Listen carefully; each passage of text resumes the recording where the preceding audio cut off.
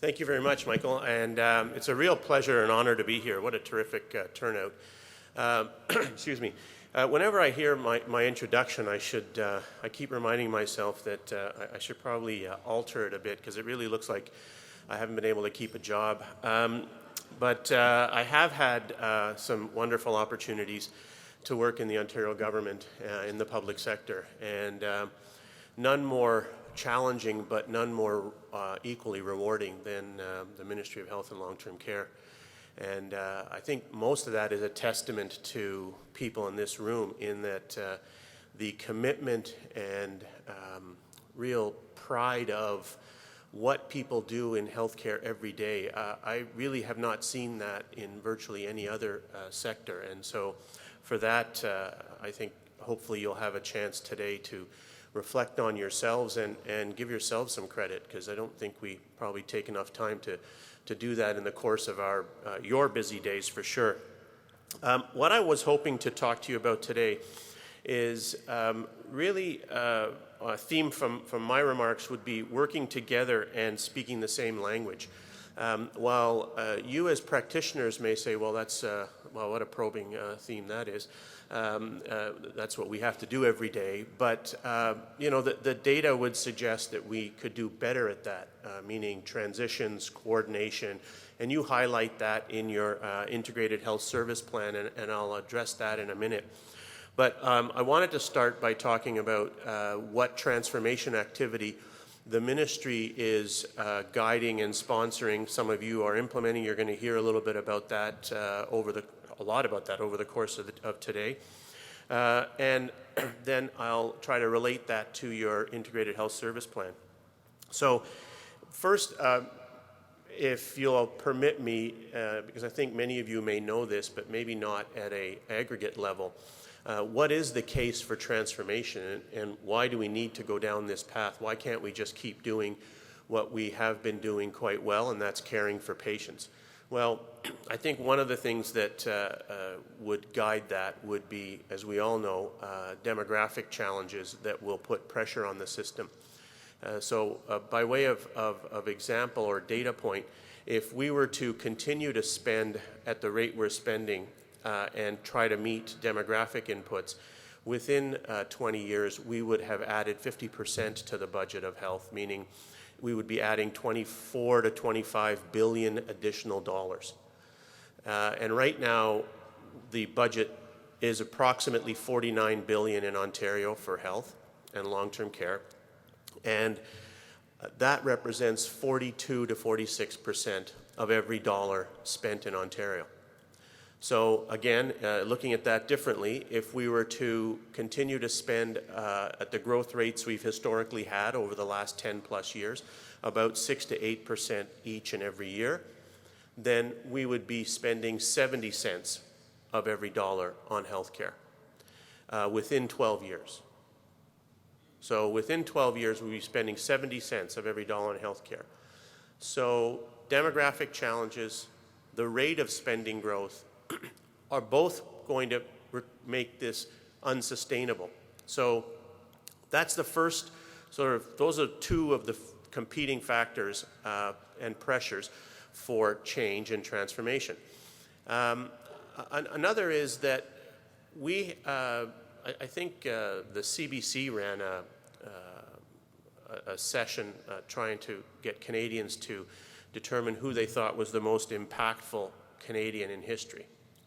And it wasn't an elected official. It was, he was elected official. But it was Tommy Douglas. And of course, I think people would see him associated with Medicare. And so I think we take great pride in healthcare. I think we assume we have the best healthcare system in the world. But the data doesn't demonstrate that.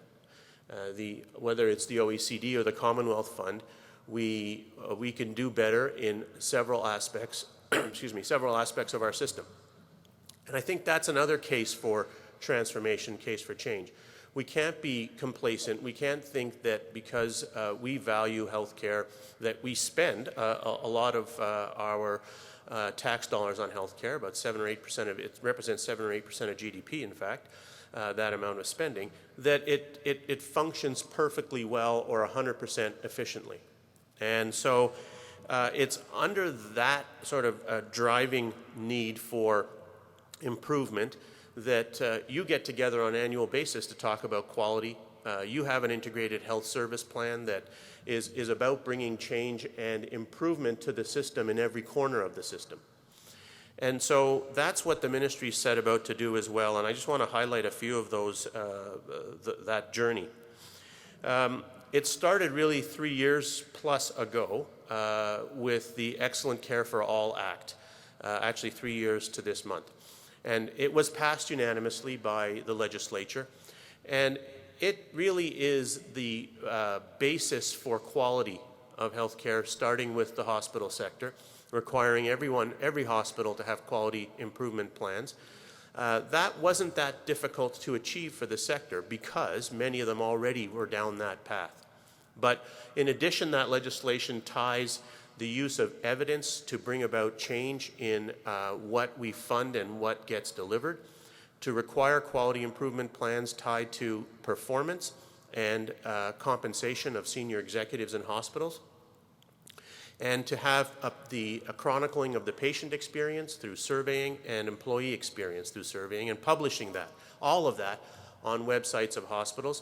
We're now moving quality improvement plans to the primary care sector in group practices. And the evidence-based approach is something that we have used to good effect. OTAC, the Ontario Health Technology Advisory Committee, had done research, I think some 15-year-old research, that indicated that ECGs prior to cataract surgery were unnecessary for most people. You'd say, okay, well, I suppose that makes sense. But we did 49,000 ECGs prior to cataract surgery in one single year. We eliminated that because there was an evidentiary base for it. Annual vitamin D testing, evidence suggests that for most people, annual vitamin D testing is unnecessary. We moved that to a 5-year cycle in terms of what OHIP would pay for. Why? Well, partly, obviously, because of that evidence. And secondly, annual vitamin D testing in 7 years had gone up 2,500%, representing $115 to $20 million a year savings to put back into the system. Now, evidence will also require us to take on new activities, and through technology and through the deployment of evidence, we will do that. Government will have to do that as well. Pardon me. So safety, quality, appropriateness really are the linchpin behind the Excellent Care for All Act. And to me, that's going to drive value, because my simple formula for value would be quality divided by cost. And I think quality is a theme as well that you've got in the Integrated Health Service Plan. Oh, thank you very much.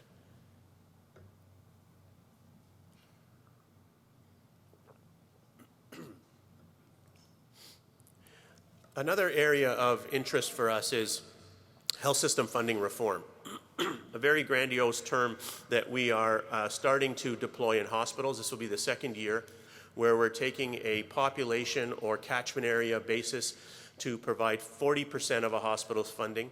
We are looking at what we're calling quality-based procedures, where we have 35 expert panels assessing the episode of care for various procedures, from congestive heart failure, COPD, knee replacement, hip replacement, etc. There are going to be 30-some quality-based procedures. We will price those. And then whatever volumes a hospital is doing, we'll be working with LHINs to assess the volumes within each LHIN. That hospital will get that amount of revenue for 30% of their budget. The remaining 30% will be in the area of a global budget, which is what makes up the entire budget today. We are starting this year to begin to roll that out to CCACs at a moderate level and pace. And the whole system will have a more activity-based costing or funding approach to what we do. Why are we going to this trouble? Well, again, many jurisdictions have gone down this path, not many in Canada. I think BC is ahead of us. But we want to do this because we want to make sure that the right care is taking place at the right time, and I hasten to add, at the right cost. And it's not some pointy-headed bureaucrat like me who's determining what these price points are for the full episode of care. It's practitioners in the field. Some of you indeed may be participating on some of these panels. And that really is, this health system funding reform is the key that will unlock our ability to shift funds to where they will have greatest effect and create the best outcomes. So a related initiative to that is to take certain ambulatory services that may be taking place in a hospital and move them into the community. We already have experience, as you know, in this regard with cataract and other procedures, mostly in the area of diagnostic imaging.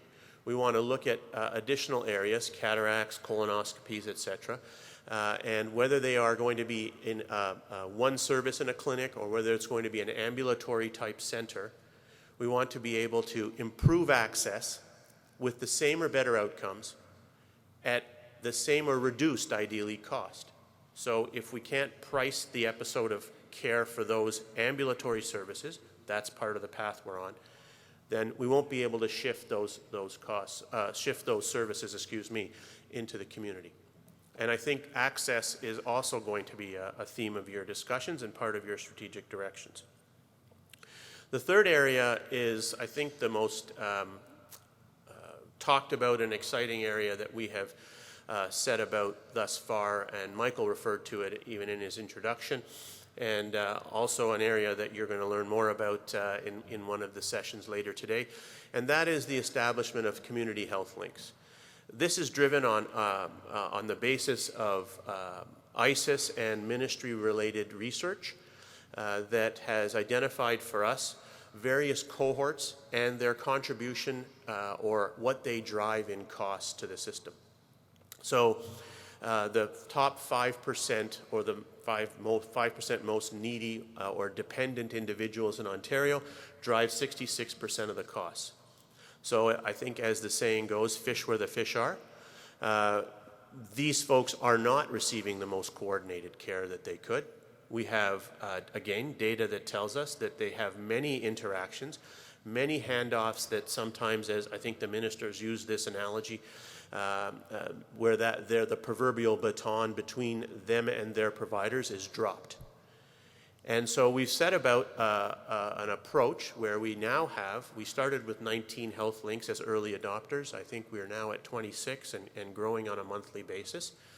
That in catchment areas of 50,000 patients to as high as 250,000, providers are coming together like you from primary care, hospital, specialist, community care, all aspects of community care, CCACs of course, long-term care, but not just limited to health service providers. In many of our health links, we have very disparate and wide-ranging groups from municipalities, police services, the YMCA, food banks, all manner of social services as well, because I think, as we all know, this is built on a population-based, social determinants of health-based model. The public health folks in the room are probably saying, finally. But the point here is that any improvement that we can bring to the transitions of care, better coordinated care, I think you'll recognize that as well, is an improvement in outcomes for patients. An improvement in outcomes for patients, even a 10% efficiency gain for this cohort, a 10% efficiency gain. And I guess if we could have maybe a debate that we are 100% efficient today, I would probably take the no side on that. But a 10% efficiency gain will net between $2 to $3 billion a year of savings to put back into the system to deal with demographics, to deal with pressures that will arise. But first and foremost, it's about improved outcomes through coordinated care. And I think that the excitement that's generated in this area is really quite gratifying. What I'm heartened by are the comments being made by leaders in the system and asking about such things as, well, I don't want to say anything negative about health links, but what about evaluation? I think that's fantastic. We announced this in December. So what would be a mature conversation about evaluation about 3 years into a program, we're having right now. So that to me is heartening, because that means it's not about the whether of what we're doing. It's not about the what we are doing. It's really about the how, and the how's being defined by you, the providers. We simply put the what out there. Provide better coordinated care for the top 5% of Ontario's users. Get them a care plan and get them a care coordinator. How you do that? Every health link is developing, and in fact, on the 17th, we'll be meeting with health links and LHINs and to hear from them about what they're doing to find their patients and create coordinated care plans. So we're really excited about that, and I think it's bringing results. So that's a coordination opportunity. Community clinics are an access opportunity. Excellent Care for All is a safety, appropriateness, and quality opportunity. And I really think that whether we're talking improved value through the use of evidence to make changes for patients, as I mentioned, for their safety and appropriateness, whether we're talking about improved coordinated care for the most dependent, and whether we're talking about improved access, I don't think we could find an integrated health service plan that is more aligned with the ministry's transformation agenda and demonstrates how the Southwest LHIN is not only working hand in glove, i.e. together with government, but is not only speaking the same language as well, but you're delivering that change on the ground through improved quality. And I'm confident that the Integrated Health Service Plan, this set of strategic directions, is going to allow you to be that much better at what you do so well each and every day. And I'll close by where I started, which is thank you for your leadership. Thank you for the delivery of care that you're providing. Please join in striving to make Ontario a leader that it was and should be globally in healthcare. And for that, and for your drive toward that in this conference, I just wanted to recognize you and thank you for that, and be happy to take any questions. Thanks for your attention.